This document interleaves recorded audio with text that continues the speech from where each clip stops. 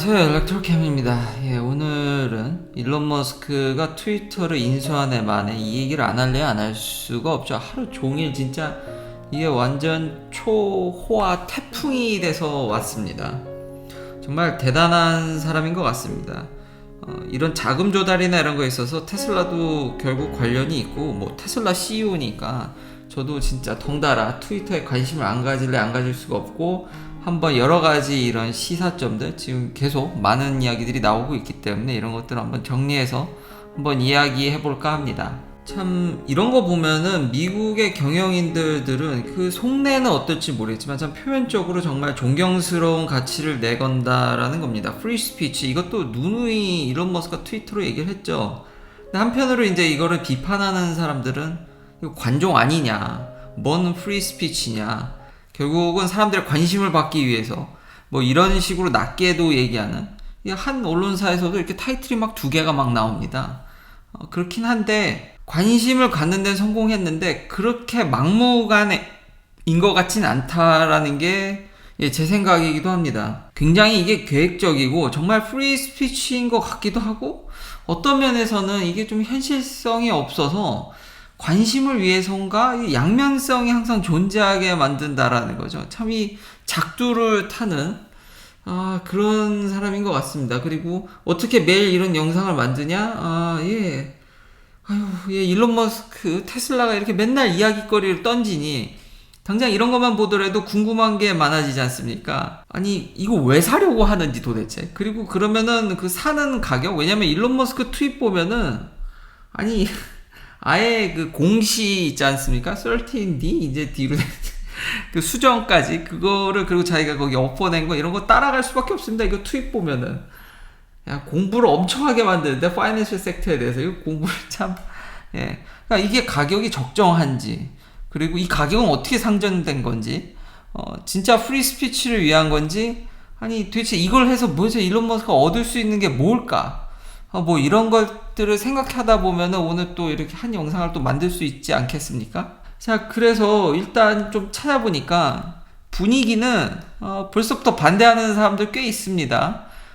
이 사우디 프린스, 사우디 왕가의 인월인 것 같은데 벌써 지분을 트위터에, 그리고 아주 장기 투자자로서 한 5.2% 정도 갖고 있다는데, 일론 머스크가 9% 좀 넘게 갖고 있죠. 반대한답니다. 밸류가 마음에 안 든다라는 거죠. 그러니까요, 벌써 저 같아도 이것만 얘기하더라도 벌써 수십 분 떠들 게 막 나오죠. 근데 일단 여러 가지 일론 머스크의 이런 트윗들을 보면은 분위기가 일론 머스크 아까 그 같이 프리 스피치뿐만 아니라 너무 트위터의 보드가 그러니까 독단적으로 행동한다라는 뉘앙스를 느낄 수 있었습니다. 그러니까 전 영상에도 제가 얘기했듯이 이 사회가 마음에 안 든다 이거죠. 너무 마음대로 하냐. 근데 그게 제 오늘 결론하고도 다 있긴 하거든요.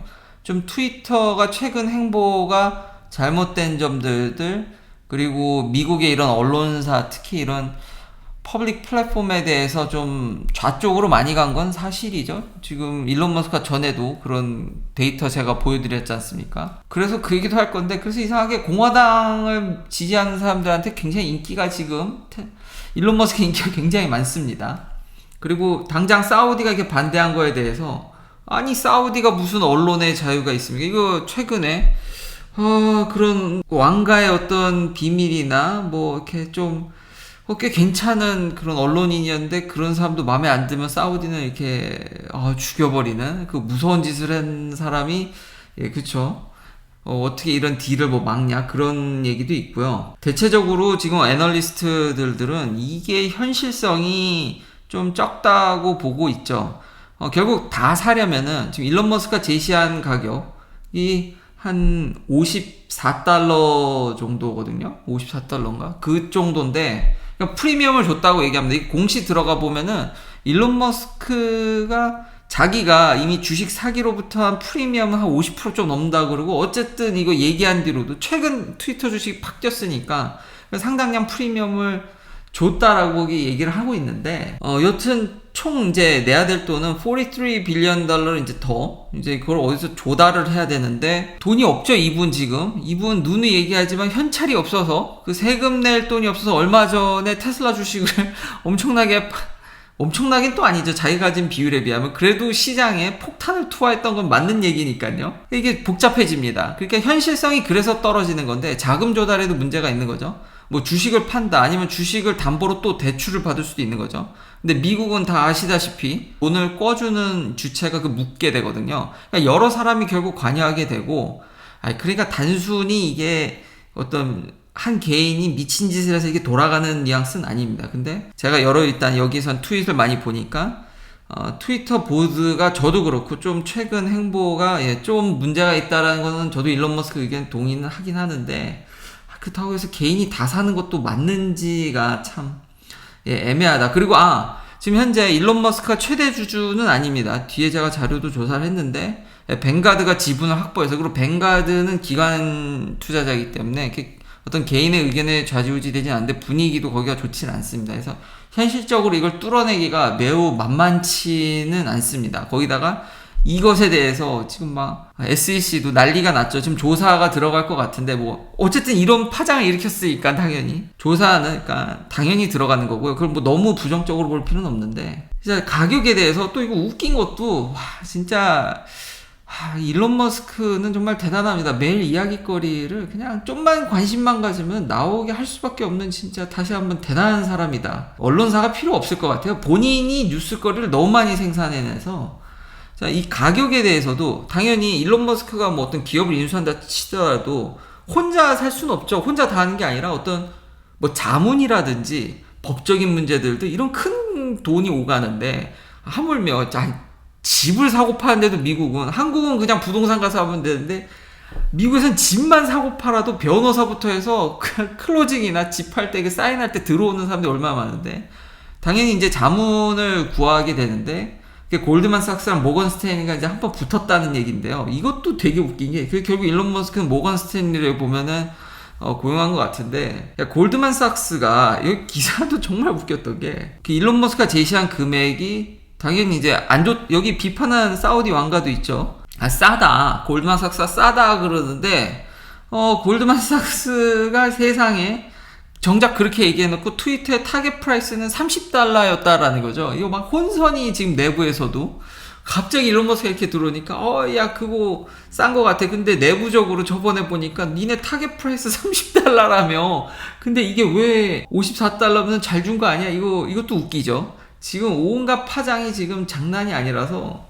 근데 이런 부분들이 되게 웃겼다라는 거죠. 근데 그럼 골드만삭스가 이게 지금 한 입으로 두 입 하냐, 뭐 이렇게 정말 내로남불, 뭐 이렇게 내 이야기가 막 혼선되는 거는 아마 내부적으로 팀이 갑작스럽게 이렇게 대응하다 보니까 이런 일이 터지는 건데, 그런 것도 또 얘기를 해보면, 이게 트위터가 그러면은 이만한 가치가 있냐, 이런 것도 생각해 볼 수가 있는 거죠. 진짜 생각할 게 너무 많은데, 이건 오늘 결론이긴 한데, 이게 트위터가 그렇게 돈을 잘 버는 회사가 아닙니다. 트위터의 프로핏이 273 밀리언 밖에 안 됩니다. 그러니까 빌리언이 안 되는 회사인데, 레비뉴는 5빌리언인데 순이익이, 그쵸, 이게 손해가, 그러니까 5% 마진이니까 그렇게 이제 잘 되는 건 아닌데, 이제 긍정적인 거는 이제 실리콘밸리에 본사가 있으면서 어쨌든 하나의 플랫폼을, 독보적인 플랫폼이지 않습니까? 그러니까 다른 플랫폼들은 어떤 SNS 상에서 많은 정보나 영상, 뭐 물론 트위터도 링크를 걸 수는 있긴 하지만, 트위터는 한 사람당 많은 데이터를 이렇게 못 내게 하는, 정말 짤막하게만 올리게 하는 아주 독보적인, 시장에서 그렇게 뭐 크게 아직은 돈을 번다라든지 밸류적인 측면에서는 크진 않지만, 이거에 대해서도 사람들이 많이 얘기한다라는 거죠. 주주들 입장에서는 근데 맞아, 이렇게 독보적인 플랫폼이고 이런 건 맞는데, 이제 꽤 시간이 지났죠. 근데 여전히 돈을 그렇게 잘 벌지는 못하는 면에 있어서 주주들 입장에서는 일론 머스크가 들어와서 뭔가 수익성을 강화하는 방향도 뭐 나쁘진 않을 거라는 생각도 있는 거죠. 그래서 지금 일론 머스크가 지금 이거 보면 투표하고 지금 보드가 알아서 막 해야 되냐, 이거 좀 주주들한테 좀 더, 그러니까 주주 친화적으로 가야 된다라는 거죠. 아니면 주주들의 의견을 묻는다라든지. 근데 어쨌든 최대 주주가 아니고 기관들이 이미 많이 들고 있어서 아까 말했듯이 현실적이지가 않는데, 여튼 일론 머스크는 계속 이런 테드톡에서도 나온 얘기거든요. 오늘 테드에도 나와서 얘기하고, 진짜. 그리고 여기 이런 구문들도 참 와닿는 게, 참 스케일이 다르다. 어찌됐든 프리 스피치를 위해서 이게 뭐 이익이 나든 안 나든 이렇게 해볼 수 있다라는 게 참 마지막 구문이, 그러니까 요트 부자들, 빌리어네어들이 요트 사는 거에 또 비유를 하더라고요. 일론 머스크가 이런 영향력을 가진 사람이 이런 것들을 해보겠다고 하면은 뭐 그냥 요트 사는 걸 수도 있다라는 거죠. 빌리어네어들한테 이런 게 하나의 요트다. 참 일반인으로서 이게 따라가기. 그러니까 속내는 모르지만 현재 이런 얘기들이 돌고 있다라는 겁니다. 그러니까 중간 정리를 하면 현실성은 좀 계속해서 따져보면 떨어지고, 적정 가격에 대해서는 지금 많이 지금 이거 지금 골드만삭스도 내부적으로도 지금 가격이 오르락내리락, 지금 야 싸다고 해놓고 정작 타겟 프라이스는 예 엄청 낮게 불려놓고, 그러니까 일반인으로서 이거는 예 따라가기가 쉽지가 않죠. 단지 이런 얘기들을 핵폭탄 태풍을 일으킬 수 있다라는 게 진짜 대단하고, 테드에서 정말 무시무시한 얘기를 했는데, 아까 애널리스트들은 지금 자금이 부족해서 이제 주식담보대출한다라든지 아니면 테슬라 주식을 판다라든지, 그럼 또 이제 머리가 아파지는데, 뭐 그런 얘기들이 나오는데, 일론 머스크는 테드에 나와가지고 뭐라 그랬냐면 돈이 있답니다. 펀딩이 시큐어하다는데, 이게 만약에 이제 제대로 되지 않았을 때 플랜 B도 있답니다.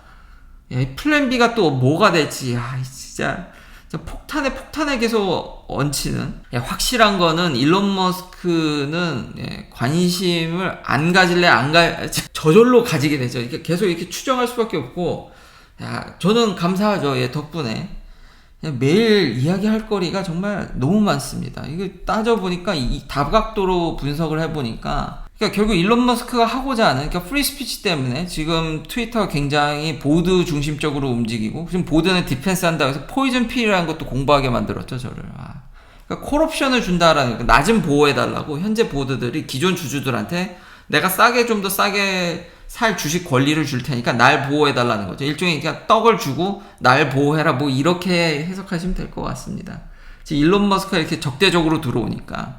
근데 이런 것들은 늘 있던 거죠. 왜냐면 지금 일론 머스크라서 더 관심을 갖는 거지만, 기업들 보면은 적대적 인수라든지 한국도 그런 일들이 많으니까 이런 것들로 이제 주주들을 이제 단합시키려는 건데, 이쪽에서는 어떤 경제적인 것들. 근데 일론 머스크 입장에서는 정말 프리 스피치에 대한 그러니까요, 이게 내세우는 목표는 일론 머스크가 훨씬 더 멋있는데, 지금 그냥 미리 결론을 얘기하면 저도 이게 지금 상충한다라는 겁니다. 이게 딱히 어떻게 결론을 내리기가 너무 힘든 게, 지금 트위터의 보드진들이 저도 문제가 좀 있는 것들은 뭐 댓글에서도 이게 좀 정치적으로 비춰질 수도 있는데, 최근에 보면은 지금 아까도 얘기했듯이 공화당 지지자들한테 일론 머스크가 인기가 많은 이유가, 이게 대표적으로 현재 다음 대선에 거의 100% 나올 것 같은데, 지금 인기도 상당하죠. 지금 바이든 대통령 인기가 없기 때문에 지금 트럼프 대통령을 계정 삭제를 시켜버렸죠. 저도 트럼프 대통령이 아시안에 대한 그런 이미지들 같은들 발언에 좀 문제가 있다라는 걸 저도 100% 동의하고 좀 불편합니다. 굉장히 불편하고요.